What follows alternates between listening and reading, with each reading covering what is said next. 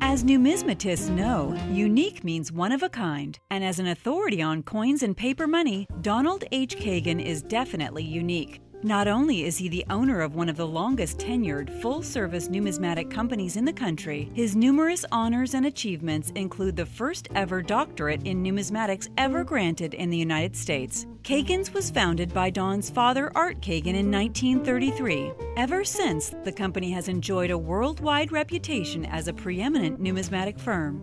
Don has supplemented his own knowledge by employing some of the greatest minds in numismatics, including Kenneth Bressett, Dr. George Fuld, Ron Howard, and David McCarthy, who you'll hear from in future installments. Kagin's services are focused around collection building, investing services, expertise, and education, and Don is deeply committed to providing them all.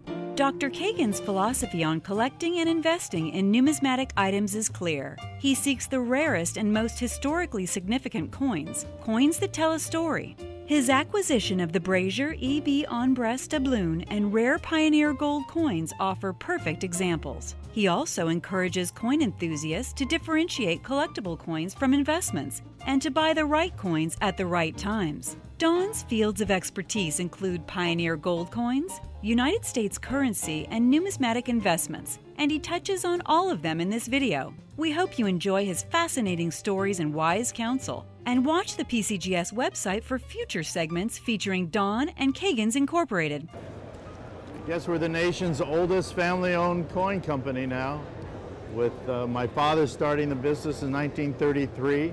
He started collecting coins in 1928 and built into a major auction house in Des Moines, Iowa, of all places. He started doing his auctioneering in 1940 and ended up handling probably, he says, 99% of all the coins in the standard guide of rare coins, the Red Book, and 98% to 99% of all the paper currency, so from the Freebird book. So we've handled a lot of coins, some of the greatest rarities, and I was exposed to it early on. I remember sorting coins for my father back when I was 5, 6 years old by dates, and getting involved in trading coins in 1962 and 3, and there was a teletype system then, and we could trade coins. It was a pretty go-go years.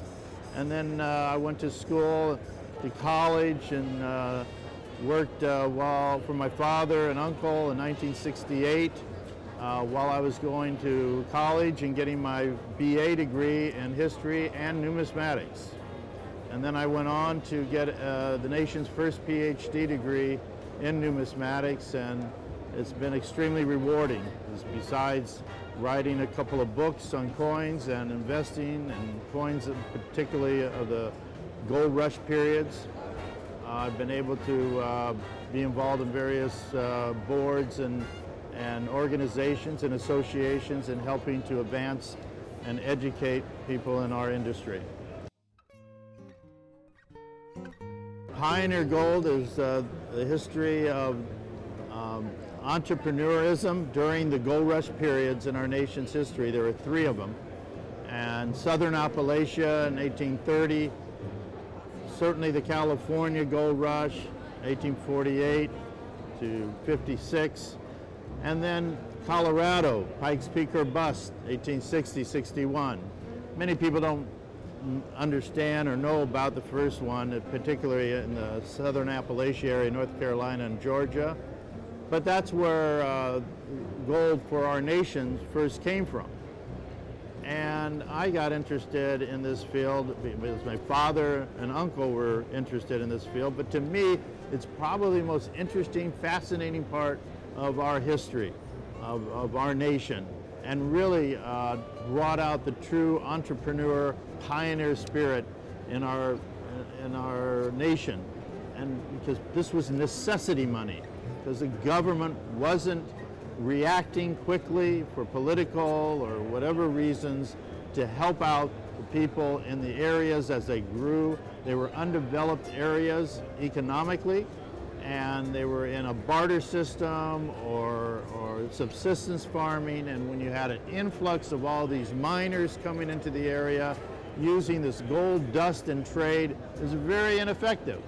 So entrepreneurs like Templeton Reed, who was a cotton gin manufacturer and a metallurgist and jeweler, came up with the idea of melting down this gold coins,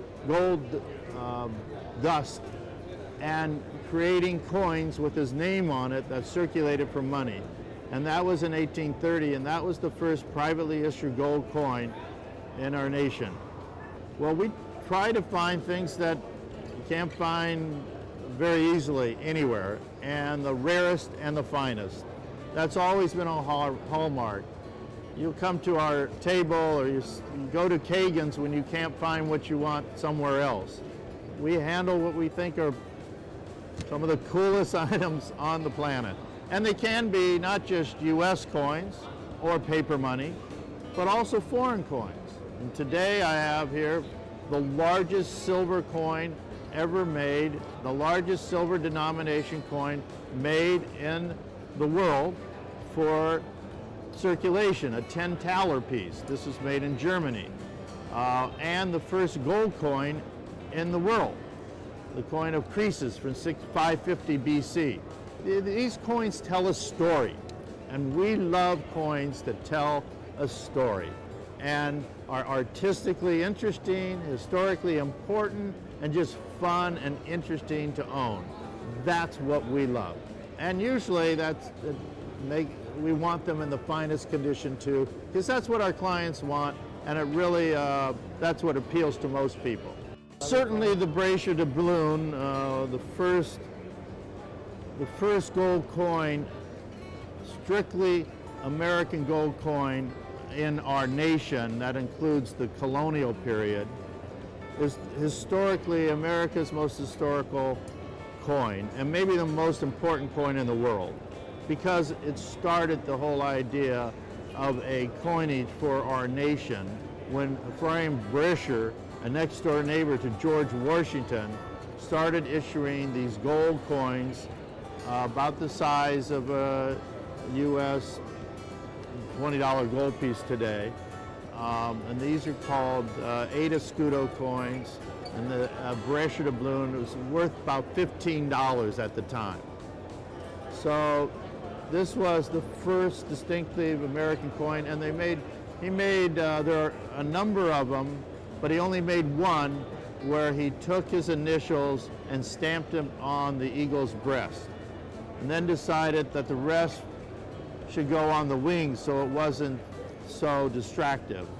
So I've owned that twice now, and hopefully in my lifetime maybe I'll own it again, because you can't make these coins anymore. So if you treat your clients right, perhaps they'll give you an opportunity to buy them back. My philosophy is, I don't just sell coins, I rent them, because I want them back someday. You know, there's a lot of people saying you should buy rare coins, they have a great track record, whatever. But it's really only a small subset of rare coins that really have that good track record. In addition, even if you buy the right coin, you want to buy it at the right time. So there's a number of factors that go on. There are a number of rare coin providers that are saying, oh, this is a limited quantity or high grade or a population of 1 or 2. But when you analyze it from a point of view of somebody who's been around for a while, you realize, oh, these are foreign coins that have very little appeal, or they're high grade for a common coin. Again, there may be a lot more that will be certified and the populations will get a lot larger. You need to have some advice from somebody who's been around, a professional numismatist, who not only knows the market as a whole, but knows the specialty areas that you want to get involved. These people will have access to a lot more information to really do the due diligence that's necessary on what constitutes a good investment quality item at the right price and at the right time. So you don't have all those elements, just forget about coins as an investment and just enjoy them as a collectible. As the largest coin club in the world, the American Numismatic Association is the biggest promoter and provider of numismatic education in the world. Its emphasis has long been on the young youth, and there's a huge youth program called Young Numismatists that I've been involved in for many, many years. I started as a young numismatist. I got my life membership back in 1970, almost the first day I could, because at the time you had to be 21 years old. I guess it was 1971. And I have a pretty low life membership as a result. But it's, I've been on the board of the American Numismatic Association, Board of Governors, especially concerning areas of numismatic education. We started a program called Coins in the Classroom, which is to teach teachers how to use numismatics in schools. We're working on developing curriculum to give to the school systems on learning about coins, developing the museum programs, constantly building that up, and promoting shows, which allows thousands and thousands of people to come and actually meet with the top numismatic experts, listen to lectures and stories and educational forums, look, touch, feel all their favorite numismatic items, and learn about history in your hands. This is a great forum. This may be the largest show ever for the ANA because there's over 500 tables here. Plus you have the mints here, you have our government, say BEP, Bureau of Engraving and Printing, you have the U.S. Mint having display, you have the Smithsonian Institution as well as the ANA Museum, some of the great rarities that you would only see at those museums. They're all here at this national convention. I don't know what the attendance has been, but we've been very, very steady. And there's even a new numismatic university being developed by a new private group called CT Group, and they put a lot of money and effort into bringing virtual education to anyone who wants to see it. You'll see us in Pittsburgh and virtually every ANA. I've been going to them myself since 1964, and we'll be at all the rest, and we'll have some new interesting material, I guarantee you.